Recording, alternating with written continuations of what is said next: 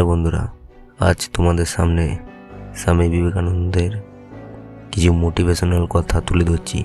যে কথাগুলি এই ভিডিওতে পুরোটা শুনলে তোমার জীবন বদলে যেতে পারে। চলো তবে শুরু করা যাক। তুমি খ্রিস্টের মতো ভাবলে তুমি একজন খ্রিস্টান, তুমি বুদ্ধের মতো ভাবলে তুমি একজন বৌদ্ধ। তোমার ভাবনা অনুভূতিই তোমার জীবন।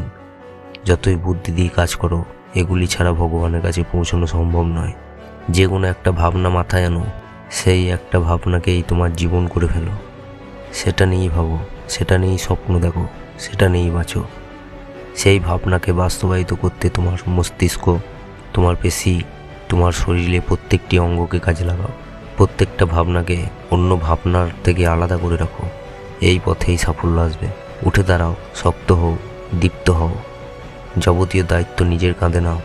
আর এটা সব সময় মাথায় রেখো, তুমি তোমার নিয়তির স্রষ্টা। তোমার যে পরিমাণ শক্তি প্রয়োজন সবটা তোমার মধ্যেই রয়েছে। সুতরাং নিজের ভবিষ্যৎ নিজেই তৈরি করে নাও। যারা তোমায় সাহায্য করছে তাদের কখনো ভুলে যেও না। যারা তোমাকে ভালোবাসে তাদের কোনোদিনও ঘৃণা করো না। আর যারা তোমাকে বিশ্বাস করে তাদের কখনো ঠকিও না। আমি বিশ্বাস করি যে কেউ কিছু পাওয়ার উপযুক্ত হলে জগতে কোনো শক্তি তাকে বঞ্চিত করতে পারে না। সারাদিন চলার পথে যদি কোনো সমস্যার সম্মুখীন না হও, তাহলে বুঝবে তুমি ভুল পথে চলছো। তুমি গীতা পড়ার থেকে ফুটবলের মাধ্যমে স্বর্গের অনেক বেশি কাছাকাছি যেতে পারবে। কোনো বড় কাজই কঠোর পরিশ্রম ও কষ্ট স্বীকার ছাড়া হয় না। ওঠো, জাগো, লক্ষ্যে না পৌঁছানো পর্যন্ত থেমো না। মনের মতো কাজ পেলে অতি মূর্খও করতে পারে। যে সকল কাজকে মনের মতো করে নিতে পারে সেই বুদ্ধিমান।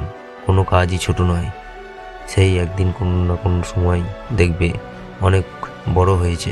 তাই তোমরাও এই চেষ্টাগুলি করে চলো, দেখবে একদিন না একদিন তোমার জীবনে পরিবর্তন আসবে। তবে আজ এই পর্যন্তই।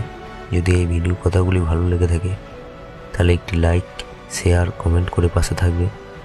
এবং এই চ্যানেলে যারা নতুন দেখছো ভিডিওটি, তারা চ্যানেলটিকে সাবস্ক্রাইব করে পাশে থাকবে। ধন্যবাদ। সকলেই ভালো থাকবে।